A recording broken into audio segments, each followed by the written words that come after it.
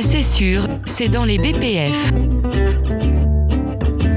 En plus, on s'est pris une pilule en inspection sur le sujet, il y a 5 ans.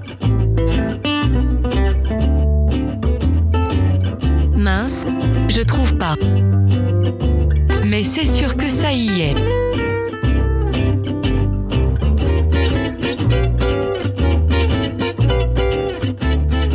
Bonjour à tous et bienvenue dans cet épisode 19 de C'est marqué dans les BPF. Alors après un teasing incroyable de notre ami Romain l'épisode dernier, nous continuons toujours dans ce chapitre 4 documentaire. Alors aujourd'hui, l'équipe est toujours au complet et nous avons avec nous, comme j'ai dit, Romain. Romain, comment ça va ? Ça va toujours. Arnaud, comment ça va ? Ça va bien.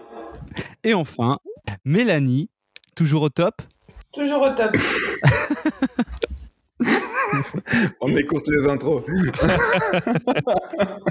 Maintenant que cette troisième introduction d'affilée est terminée, nous allons pouvoir commencer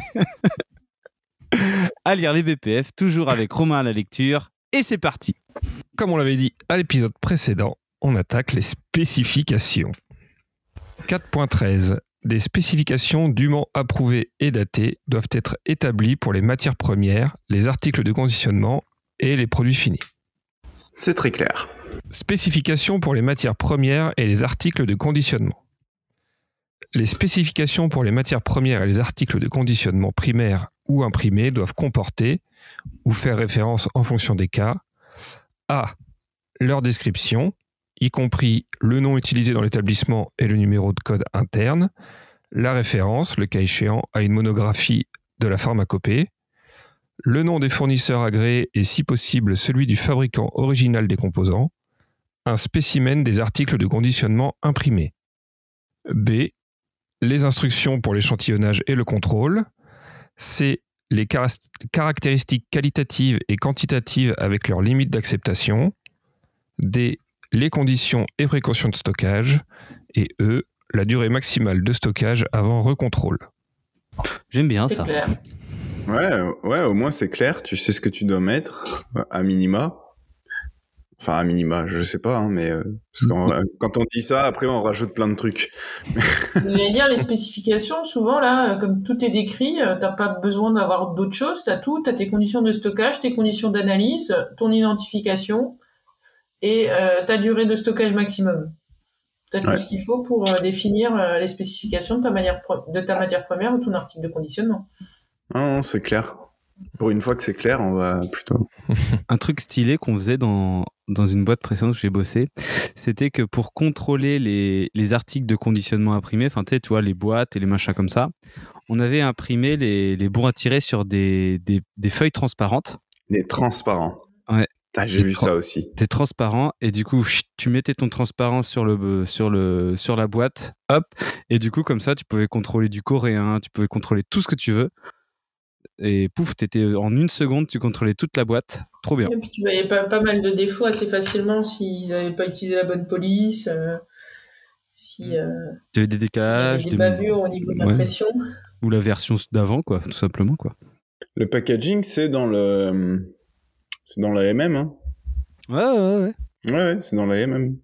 Spécifications pour les produits intermédiaires et vrac. Des spécifications pour les produits intermédiaires et les produits vrac doivent être établies pour les opérations critiques ou bien s'ils sont achetés ou distribués. Ces spécifications doivent être comparables selon le cas à celles des matières premières ou des produits finis. J'ai pas compris. Le ou destiné, distribué. Je suis désolé, hein, ça m'a fait bloquer. J'ai pas destiné à être distribué, j'imagine. En gros, tu fais un gros tas de vrac que tu vas donner à quelqu'un d'autre pour qu'il en fasse quelque chose, quoi. Mais c'est vrai que ça se trouve, c'est une coquille. Bah, franchement, la phrase, elle a pas de sens, quoi. Acheter ou destiner, distribuer. Ouais. Allez hop, une autre erreur trouvée dans les BPF, par nous. 4.15. Spécifications pour les produits finis. Les spécifications pour les produits finis doivent comporter ou faire référence à le nom désignant le produit et le cas échéant à son numéro de code interne. B. La formule. C. Une description de la forme pharmaceutique et des particularités du conditionnement. D. des instructions d'échantillonnage et de contrôle. E. Les caractéristiques qualitatives et quantitatives avec leurs limites d'acceptation. F. Les conditions de stockage et le cas échéant à toute précaution particulière de manipulation. G. La date de péremption. C'est clair. Non, franchement, cette partie sur les spécifications est plutôt claire. Ouais, voilà. Vous pensez que les spécifications, ça peut être informatique ? Enfin, 100% dans un... Excusez-moi, 100% dans un système de... Genre ERP ? Ouais, parce que là, je me dis la formule, la date de péremption, les conditions de stockage, des analyses à faire. En fait, finalement, c'est des choses que tu utilises pour paramétrer ton ERP. Oui, moi je pense que c'est possible, mais il faut que tu t'assures quand tu paramètres que tu aies bien un workflow de validation. Mais à partir de là, comme il le disait dans nos 2 épisodes précédents, hein, tu peux avoir des systèmes hybrides complexes avec du papier et de l'électronique. À part le numéro de code interne, toutes ces informations, elles sont dans la MM. Hein. Ouais, peut-être pas les conditions de stockage. Non, j'ai rien dit. Bah si. Mais justement, il y a un moment où ils disent que ta documentation, elle est là pour garantir le respect de la MM. Bah tout, de toute façon, tout ce que tu fais. Hein. Donc du coup, là, qu'elle soit 100% informatique, elles seront toujours dans la MM de toute façon. Ouais, mais la MM, elle n'est pas disponible à tout le monde. Ouais. Formule et instructions de fabrication. La formule de fabrication et des instructions de fabrication approuvées et écrites doivent exister pour chaque produit et pour chaque taille de lot à fabriquer. 4.17. La formule de fabrication doit comporter A.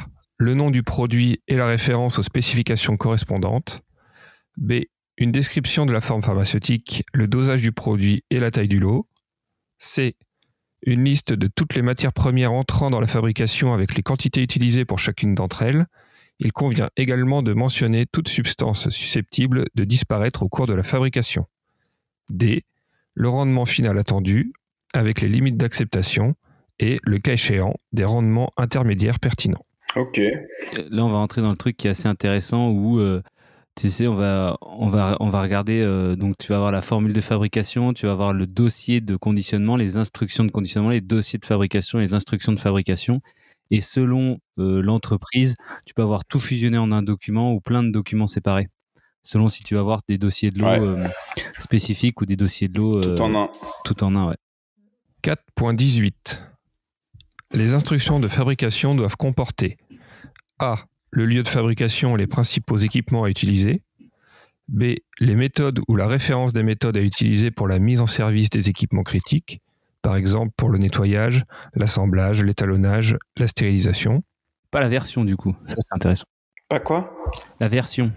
Du coup, tu sais, il met les méthodes ou la référence à des méthodes, mais pas forcément jusqu'à la version. Donc du coup, tu peux mettre le numéro de la méthode, mais t'es pas obligé de te mettre la version, parce que du coup, si tu t'amuses à mettre la version... Ouais, mais dans l'instruction... C'est normal, parce que sinon, t'imagines, à chaque fois que tu changes une version de méthode, il faut que tu rechanges ton instruction. L'enfer. J'ai déjà vu ça, hein. L'enfer.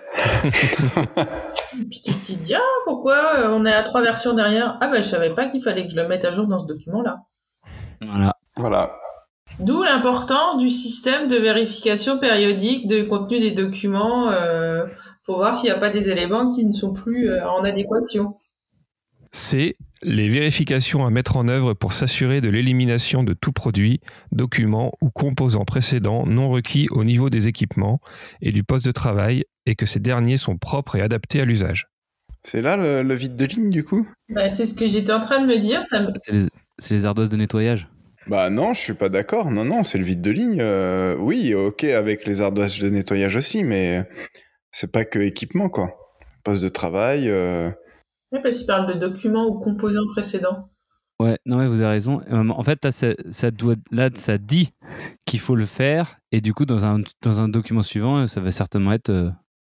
il faut le faire, quoi. Non, là, ça te dit qu'il faut décrire ça. Ça te dit pas que tu dois le faire, mais ça te dit qu'il faut te décrire. On est dans le chapitre sur la documentation. Dans les instructions de fabrication, tu dois avoir un endroit où tu décris comment tu gères ton nettoyage et ton vide de ligne entre deux lots. Le vide de ligne, il est que dans dossier de instruction de conditionnement. Il y a marqué clairement vide de ligne là-bas.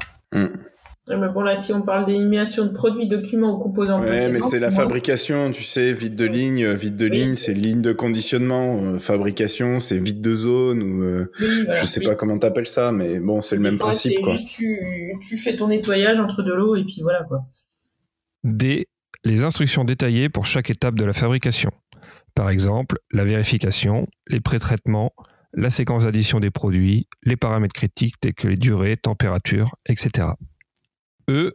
Les instructions pour tout contrôle en cours de fabrication ainsi que les valeurs limites. F. Lorsque cela s'avère nécessaire, les exigences concernant le stockage des produits, vrac, y compris les informations sur le récipient, sur l'étiquetage et sur toute condition particulière de stockage. G. Toute précaution particulière à observer. Allez. J'allais dire, ça commençait bien, c'était bien clair et tout, t'as tous les éléments, les contrôles en cours de fabrication, tes étapes à respecter avec les paramètres, et puis là, t'as mettez tout ce que vous voulez si vous le jugez nécessaire. Voilà, etc. Bah après, moi je trouve que c'est bien parce qu'ils décrivent bien tous les éléments. Par contre, c'est d'un point de vue système documentaire, c'est toujours pareil, quoi. On me demande de décrire, mais la façon dont c'est structuré là, ça t'aide pas à structurer pour avoir quelque chose d'ergonomique pour les utilisateurs. Ouais, qui a besoin de quoi à quel moment. En fait, il faut pas le prendre au pied de la lettre. Faut pas le prendre au pied de la lettre comme ça. Ça, c'est ce que tu dois retrouver dans tes docs, mais après, ça t'empêche pas de repenser ton architecture de l'information pour favoriser l'ergonomie pour les utilisateurs, quoi. Exactement. Cette semaine, dû à des problèmes techniques, nous allons certainement arrêter un peu plus tôt que prévu. Donc cet épisode sera légèrement plus court, mais vous nous retrouverez très vite pour un nouvel épisode. Ne soyez pas déçus, nous finirons bien sûr les BPF un jour ou l'autre. Et nous nous retrouvons très vite pour un nouvel épisode. À bientôt tout le monde. À bientôt, ciao ciao. Ciao.